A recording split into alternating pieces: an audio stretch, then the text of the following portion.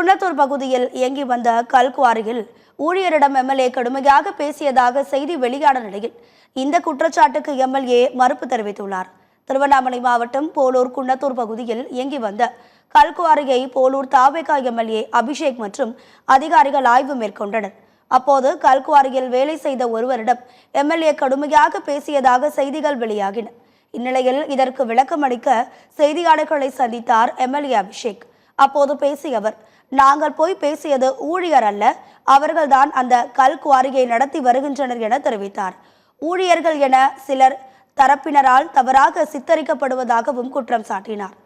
தாங்கள் பேசிய அந்த நபர்தான் அதிகாரிகளிடமும் தன்னிடமும் ஒருமையில் பேசியதாக திட்டவட்டமாக கூறினார்.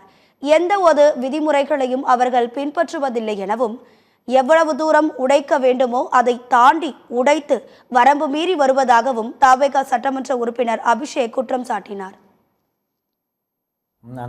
அந்த சுய உதவி குழு ரன் பண்ணுறவங்களோட ஹஸ்பண்ட்ஸ் எல்லாருமே அதில் அந்த தம்பின்னு நான் மென்ஷன் பண்ண ஒரு பையன், அந்த பையன்தான் டெட்டனேட்டரை வச்சு பிளாஸ்ட் பண்ணுறதே. அதை தான் நான் கேட்டேன். உங்களோட விதிகள் உங்கள் ஆர்டர் காப்பியில் என்ன இருக்குது, நீங்கள் படிங்க அப்படின்னு நான் சொல்லும் போது, படிப்பா அப்படின்னு சொல்லும் போது, டெட்டனேட்டரை வச்சு யூஸ் பண்ணி பிளாஸ்ட் பண்ண உனக்கு தெரிஞ்ச உனக்கு இதை படிக்க தெரியாதாப்பா அப்படின்னு.